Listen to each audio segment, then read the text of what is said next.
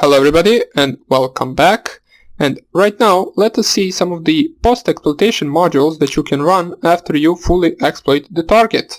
So in the previous videos we saw how we can gain and access the system privileges in Windows 10 machine. And we also saw how we can actually prevent anyone from doing that on our own machine. But right now, let us see some of the post-exploitation modules that we can use. So right here, if we type here sessions, I have two sessions. One of them is the 4 and one of them is the 5. The 5 one has the system privileges. Well, not yet, but the get system command will work on the 5 since I use the thought helper exploit. And the 4 one we can close since that is the first session that we have open. So sessions.i4. And we can exit that. Now we clear and we enter the sessions -i5 get system. I already covered all of this, and right now if I type here get UID, we are the system privilege account. So first of all, there is a module that is called sniffer, which allows us to basically sniff packets from our target machine. The Meterpreter has the capability of packet sniffing the remote host without basically ever touching the hard disk. It is useful when we want to monitor what type of information is being sent, and even better, this is probably the start of multiple auxiliary modules that will ultimately look for sensitive data within the capture files. Now, the sniffer module can store up to 200,000 packets in a ring buffer and stores them in a standard pcap file format, so you can process them using Wireshark later on, for example. So once we exploit the target, basically what you want to just type here is use sniffer, and it will say loading extension sniffer success. So all we want to do right now is to check our available options with the help command. And right here at the bottom we will see that it added the sniffer commands, which is sniffer dump, sniffer interfaces, sniffer release, start, stats, and stop. Now before we begin the sniffing, we actually want to see the available network interfaces on the target. So if we just type here sniffer interfaces, let me just see. Sniffer.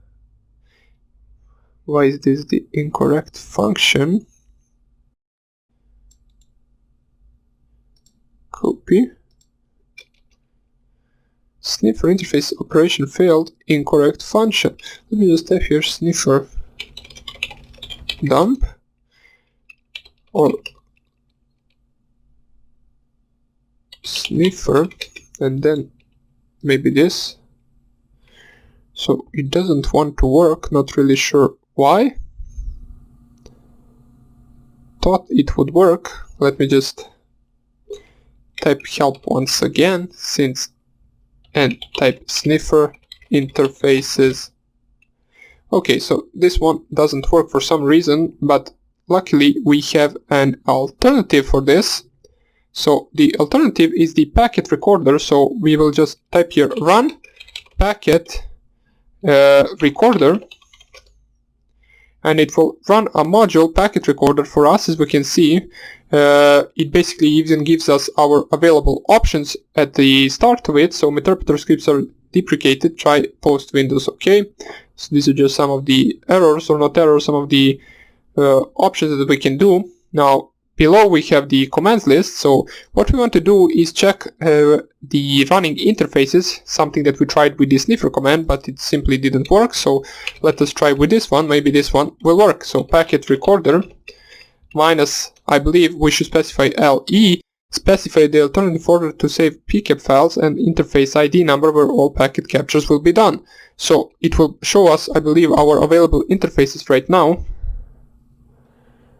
Meterpreter scripts starting sniffer on interface 1, error starting packet capture, operation failed, incorrect function. Not really sure why it gives us these options.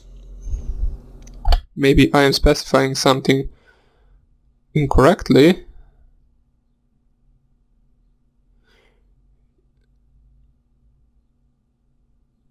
The -LE. Oh, so it's the capital L. I remembered it to be the -LE, so the capital L is actually the listing of interfaces that can be used for capture.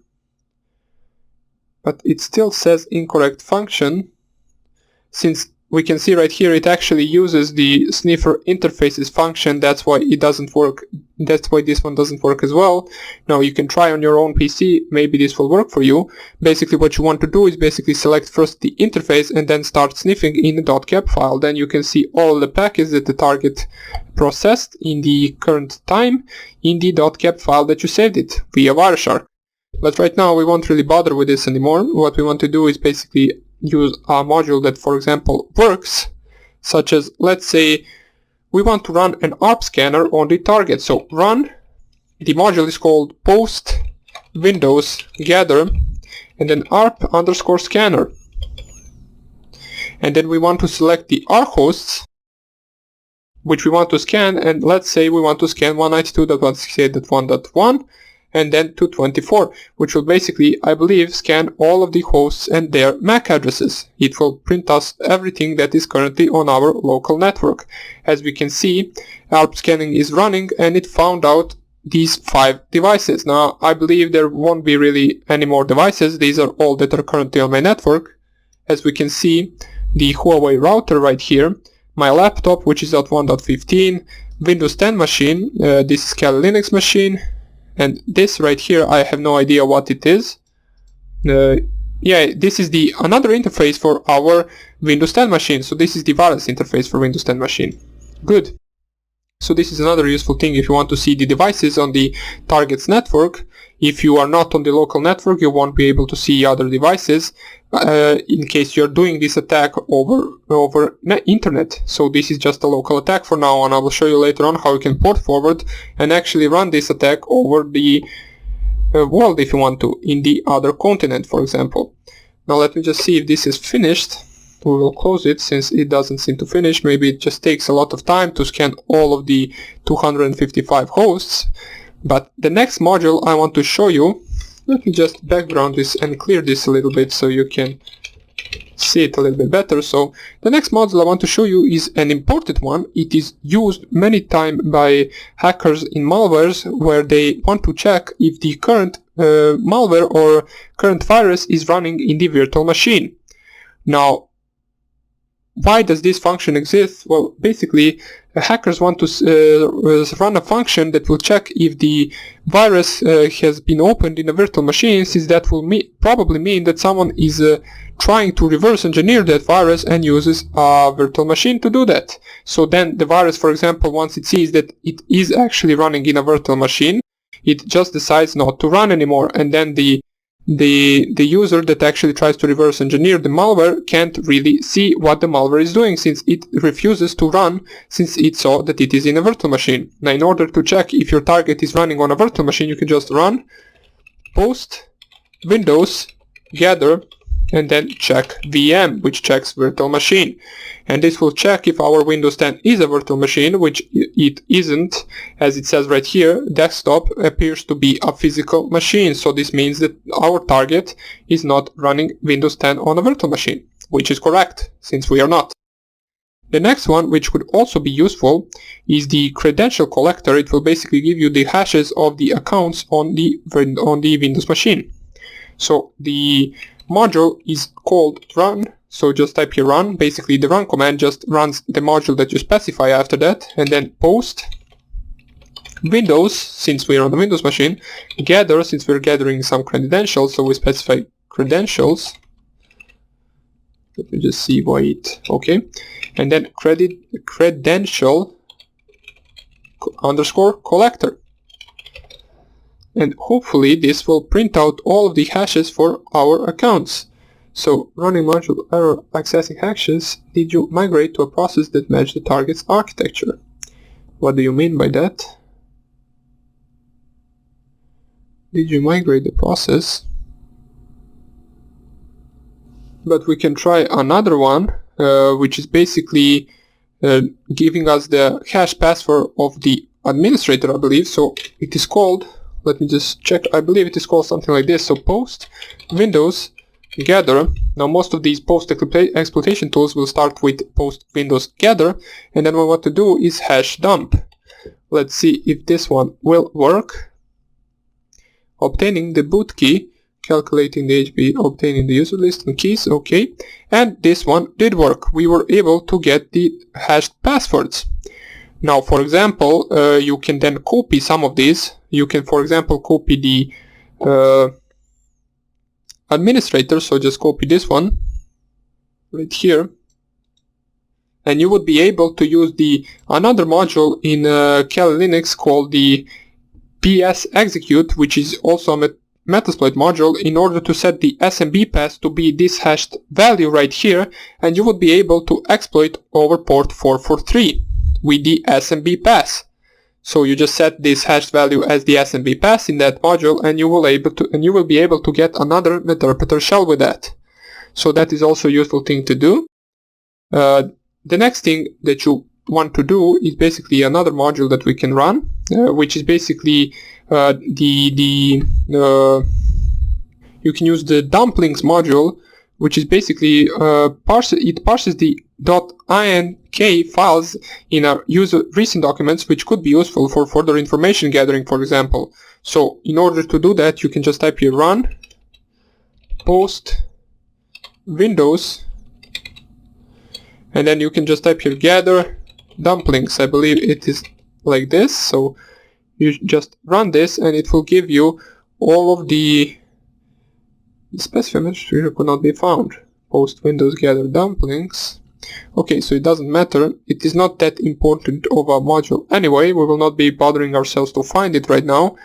What we can do is we can see all the applications that are installed on a compromised host. So you do that with this module, run post. Yeah, and this is probably the reason why it didn't work. I specified the slash in the front, which I shouldn't have, but it doesn't really matter at the moment. We'll just go to the next one. So post windows gather, and then enum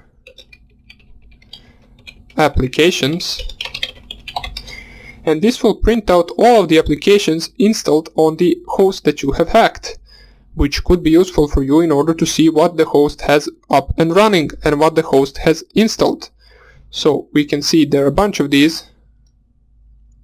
Since this is a real machine that I used before, we can see WinCap, WinRAR, bunch of the Visual Studios, and so on and so on. Now I'm not really sure what these numbers right here are. Oh, this is the version, so it even gives you the version of the programs running, so we can see a bunch of Python versions, OpenOffice, Razor Cortex, and a bunch of these different applications. Another post-exploitation module that you can use is the enum logged on users, which returns a listing of current and recently logged on users along with their SIDs, which could be useful for you. So you just type here run post windows gather, and then enum underscore logged underscore on underscore users, and this should print out all the users that have recently logged in. So running, I guess, session 3, we can see right here that the one of them is system and the one of them is the user account. So it even saves this into a file at this location right here, so root and then the Metasploit 4, and then here, so you can delete it if you want to. It even saves the file right here at this location, at this path. You can check it out in there if you want to, or you can delete it. So that would be about it for this module for now on. Now in the next video I will show you how you can actually run the same attack that we did right now over the internet. So this is only a local area attack. What you want to do is do a port forwarding on your router and actually perform the same attack. So I will show you how to do that in the next video, and I hope I see you there.